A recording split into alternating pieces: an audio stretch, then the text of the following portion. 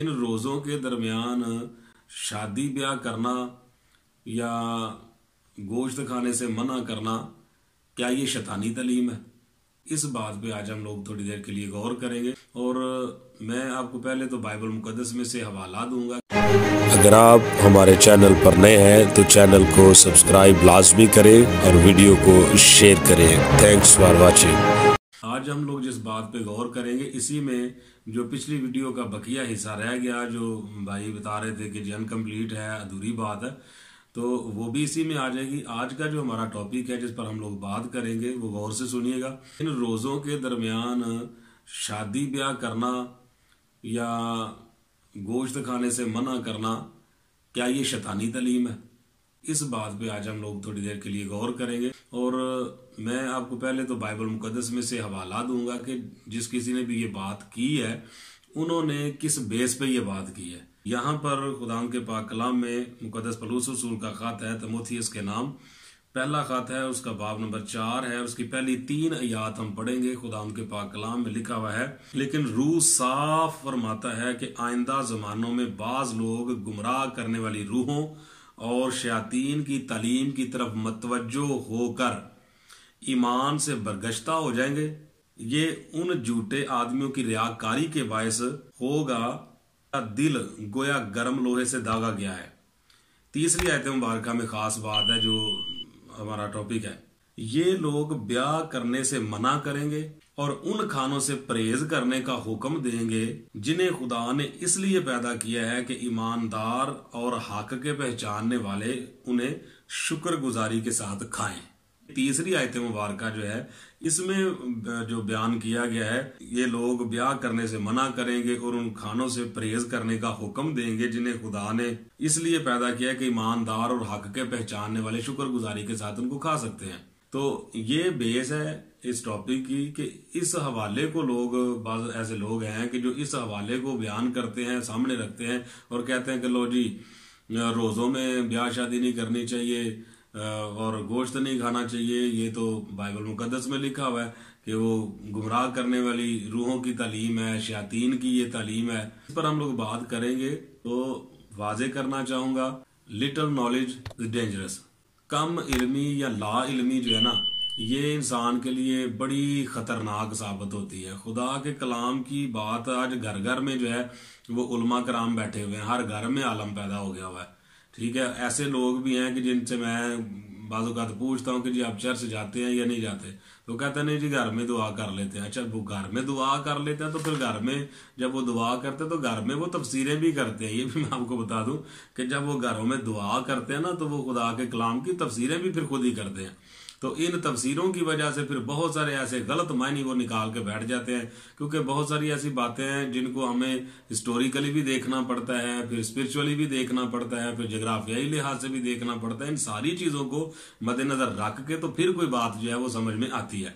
बाकी तफसीरें करने वाले बतेरे बैठे हुए हैं और घर में जो है वो आलम लोग बने हुए हैं। तो खैर खुदा बरकत दे सबको, उनको तौफीक दे इस बात की कि वो बाकायदा खुदा के कलाम को सीखें, सुने, समझें, ताकि मजीद आगे जो है वो लोगों तक वो बात पहुंचाएं जो हक और सच है।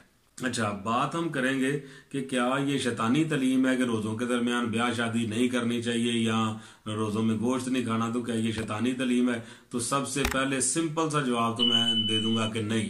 तो ब्याह शादी करने से मना करना, अब जो ब्याह शादी करने से मना करते हैं या रोज़ों में गोश्त खाने से मना करते हैं, भाई उनसे तो पूछ लें कि वो क्या कहते हैं, वो किस बेस पे ये बात कर रहे हैं। तो अगर उनसे बात की जाए, पिछले दिनों में एक फादर साहब का मैसेज सुन रहा था और उन्होंने बड़ी खूबसूरती के साथ ये बात बयान की कि भाई हम लोग अगर गोश्त खाने से मना करते हैं, मैं ये छोटा सा क्लिप भी आप देख लीजिएगा, इसको गौर से आप देखें और फादर साहब का बयान जो है वो भी आप सुने, उसके बाद फिर बात करते हैं। तीनों हज़रात, पेशे खिदमत है कैथलिक टीवी का प्रोग्राम लोग पूछते हैं। इस प्रोग्राम में हम उन तमाम सवालात के जवाब देते हैं जो लोग हमारे मसीही ईमान और कैथलिक अकीदे के बारे में पूछते हैं। रोज़ों का मौसम है और रोज़ों के मौसम में लोग पूछते हैं कि कैथलिक मसीही रोज़ों के अयाम में और ख़ासकर रोज़ों के अयाम में जुमे को गोश्त क्यों नहीं खाते हैं। میں یہ بتانا چاہتا ہوں کہ گوشت دنیا کی ہر کلچر میں بڑا کھانا ہے، کھانوں کا مرکز ہے، اور یہ خوشی کی علامت بھی ہے۔ جب بھی کوئی بڑی تقریبات ہوتی ہیں، کوئی بڑی عیدیں ہوتی ہیں، تو پھر گوشت جو ہے یہ کھانوں میں ضرور موجود ہوتا ہے، اور لوگ گوشت کھاتے ہیں اور خوشی مناتے ہیں۔ ہم جانتے ہیں کہ روزوں کے ایام میں ہم شادیاں بھی روک دیتے ہیں، تقریبیں ہیں نا، یہ بڑے بڑے فنکشنز ہیں، ہم ان کو روک دیتے ہیں کیونکہ ہم چاہتے ہیں کہ سادگی میں یہ روزوں کے ایام گزرے، بڑے بڑے کھانے نہ ہوں، بڑے بڑے فنکشن نہ ہوں۔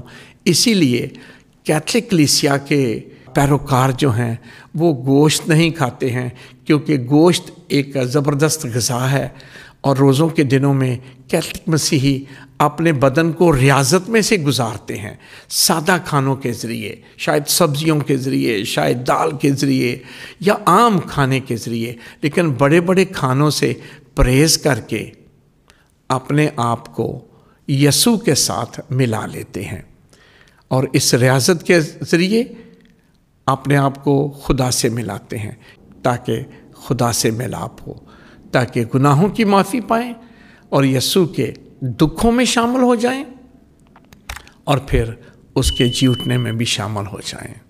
God bless you. تو ان سے اگر پوچھا جائے، یا جس طرح فادر صاحب بیان کر رہے ہیں، اگر دیکھا جائے تو وہ کس بیس پہ یہ باتیں کر رہے ہیں، کہ کس بیس پہ وہ کہتے ہیں کہ بیاہ شادی نہیں کرنی چاہیے یا روزوں میں گوشت نہیں کھانا چاہیے؟ تو پیچھے پس پردہ جو ہے وہ بات کیا ہے؟ پس پردہ بات صرف اتنی ہے کہ خداوند یسوع مسیح کی مصلوبیت کو یاد کرتے ہوئے، خداوند یسوع مسیح کے دکھوں کو یاد کرتے ہوئے، وہ چونکہ بیاہ شادی ظاہری بات ہے کہ خوشی کی علامات ہیں، خوشی کی رسومات ہیں، اور گوشت کھانا جو ہے یہ بھی خوشی کے لمحات میں جو ہے وہ پکایا جاتا ہے، بنایا جاتا ہے، اور لوگ مطلب یہ کھانوں کا مرکز سمجھا جاتا ہے۔ تو چونکہ یہ کھانوں کا مرکز ہے اور یہ خوشی کے لمحات پہ پکایا جاتا ہے، بنایا جاتا ہے، تو روزوں کے ایام چونکہ دکھوں کے ایام سمجھے جاتے ہیں، خدا یسوع مسیح کی مصلوبیت کے ایام جو ہیں ان کو یاد رکھتے ہوئے نہ تو بیاہ شادی کرنے کو کہا جاتا ہے اور نہ گوشت کھانے کو، ٹھیک ہے نا؟ تو بیس تو پیچھے ہے یہ۔ تو اب رہی بات اس حوالے کی، یہ جو بیس بنا کے تو بتایا گیا ہے خدا کے کلام میں سے کہ جی بعض لوگ گمراہ کرنے والی روحوں اور شیاطین کی تعلیم کی طرف متوجہ ہو کر ایمان سے برگشتہ ہو جائیں گے، اور وہ یہ لوگ کیا کریں گے کہ بیاہ شادی کرنے سے منع کریں گے اور کھانوں سے پرہیز کرنے کا حکم دیں گے۔ تو اس کے بارے میں بتانا چاہوں گا کہ اس کی بیس کیا ہے۔ دیکھیں، جب یہ خط لکھا گیا اس وقت تو مطلب یہ عقیدہ بھی نہیں تھا کہ روزے بھی میرا خیال ہے کہ اس ٹائم پہ نہیں تھے، یہ 40 روزے جو ہیں اس ٹائم پہ نہیں تھے جب یہ خط لکھا گیا، تو پھر یہ کب کی بات ہے؟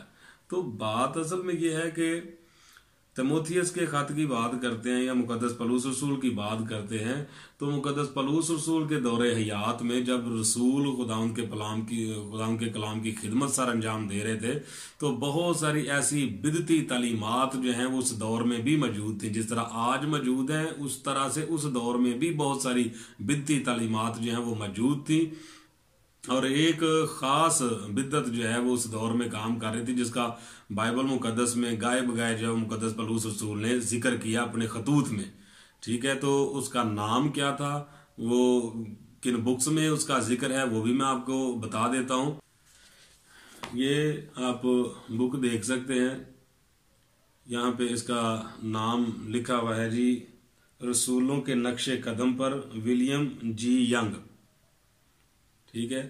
یہ ہسٹوریکلی بکس ہے، کلیسیائی تاریخ جو ہے اس میں اس کے بارے میں یہاں پر بیان دیا گیا ہے، اور اس کا صفحہ نمبر ہے 232 صفحہ نمبر ہے، اور یہاں پر ایک بدعتی تعلیم کا ذکر کیا گیا ہے جو اس دور میں تھی، اور اس کا نام یہاں پر بتایا گیا ہے گیانیت، عرفانیت، گناستیت، ٹھیک ہے؟ اور چوتھا نام اس کا مہومیت بھی ہے۔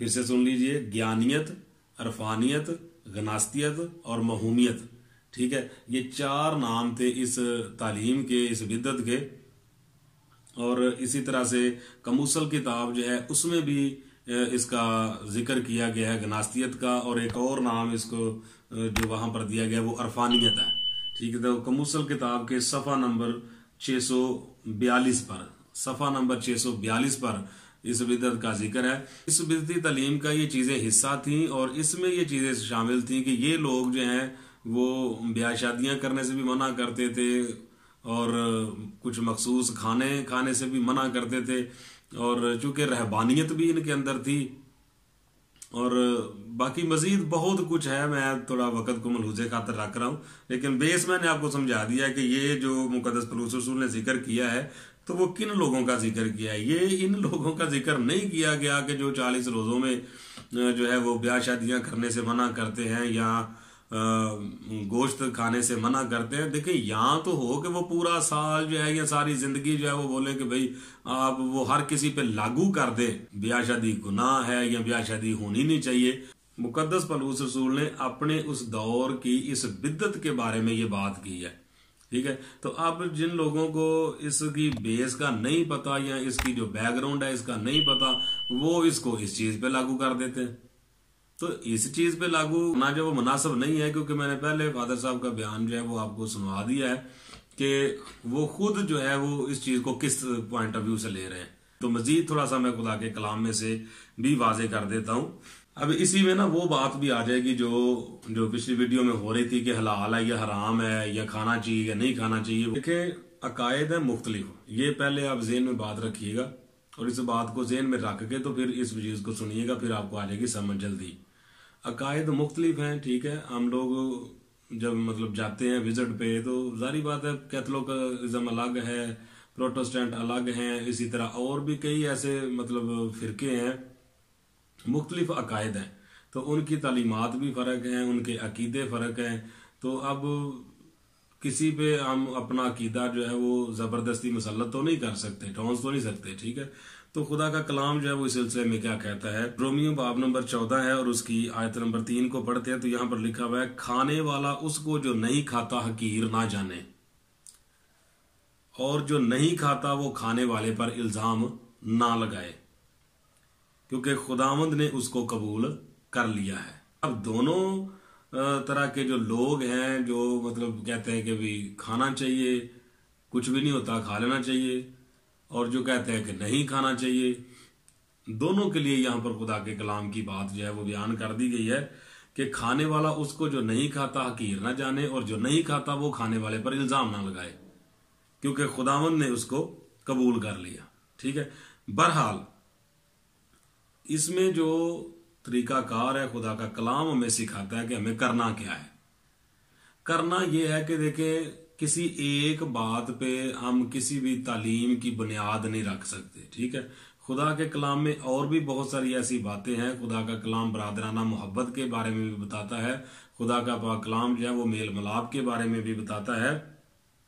تو یہاں پر مزید آگے خداوند کا کلام جو ہے وہ ہمیں کیا سکھاتا ہے، جب ہم پڑھتے ہیں آیت نمبر 14 کو، تو یہاں پر لکھا ہوا ہے، بلکہ آیت نمبر 13 سے پڑھ لیتے ہیں، تو لکھا ہے، پس آئندہ کو ہم ایک دوسرے پر الزام نہ لگائیں، بلکہ تم یہی ٹھان لو کہ کوئی اپنے بھائی کے سامنے وہ چیز نہ رکھے جو اس کے ٹھوکر کھانے یا گرنے کا باعث ہو۔